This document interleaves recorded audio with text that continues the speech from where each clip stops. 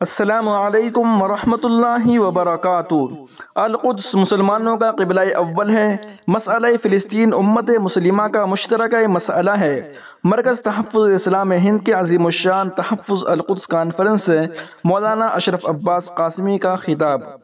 ناظرین و سامعین، اس خبر کو آپ محسن اسلام یوٹیوب چینل پر دیکھ اور سن رہے ہیں۔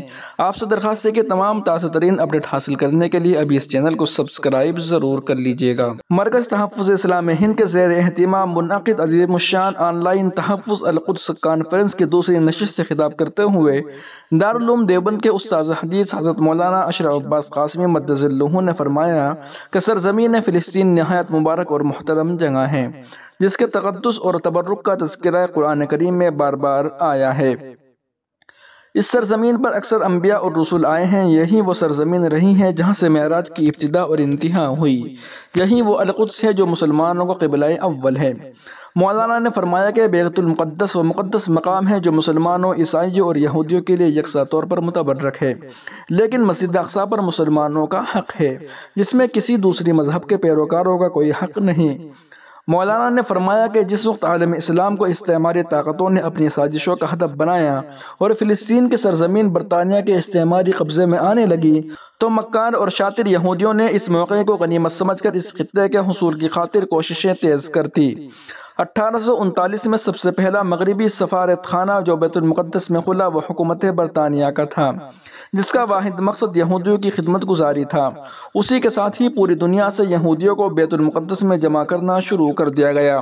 اس وقت پورے فلسطین میں صرف 9,000 کے قریب یہودی تھے۔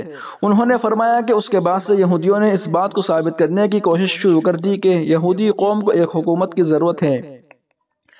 اس مقصد کے لیے فلسطین سے بہتر کوئی جگہ ان کی نظر میں نہ تھی۔ اس دور میں یہودیوں کی عالمی سطح پر دو بڑی کانفرنسیں ہوئیں۔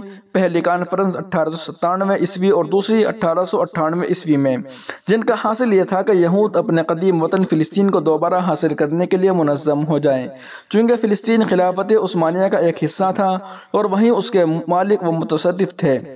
اس کے مقابلے کے لیے قوم یہود نے ہر طرح کے حربے استعمال کرنے شروع کر دیے۔ مولانا اشرف عباس قاسمی نے فرمایا کہ خلافت عثمانیہ کے آخری خلیفہ سلطان عبدالحمید کو انہوں نے اپنے جال میں پھنسانے کے لیے مختلف سطحوں پر سازش باز شروع کی، جس میں بھاری رقوم دے کر ترکوں کو خریدا گیا۔ خود خلیفہ عبدالحمید کو لالچ دیے گئے، لیکن سلطان عبدالحمید نے کسی بھی صورت میں یہودیوں کو وہاں بسنے کی اجازت نہیں دی۔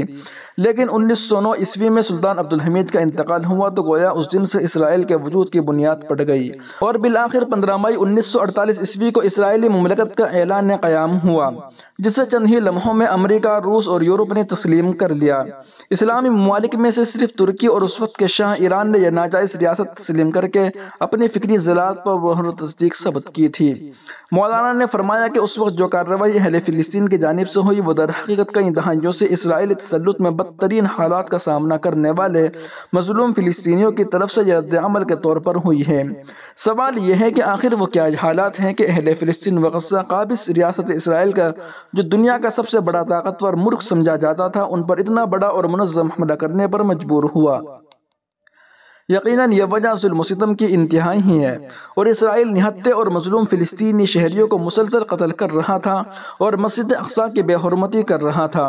مولانا اشرف عباس نے فرمایا اسی کے ساتھ عرب ممالک اور اسرائیل کے درمیان بڑھتے تعلقات نے بھی فلسطینیوں کو مجبور کیا کہ مزاحمت کے نئے مرحلے کا آغاز کیا جائے اور مسئلہ فلسطین کو زندہ رکھا جائے۔ مولانا نے دو ٹوک فرمایا کہ اب وہ وقت قریب ہے کہ فلسطین آزاد ہوگا اور بیت المقدس پوری طرح مسلمانوں کے قبضے میں ہو گئی۔ مولانا قاسمی نے فرمایا کہ فلسطین کا مسئلہ پوری امت مسلمہ کا مشترکہ مسئلہ ہے۔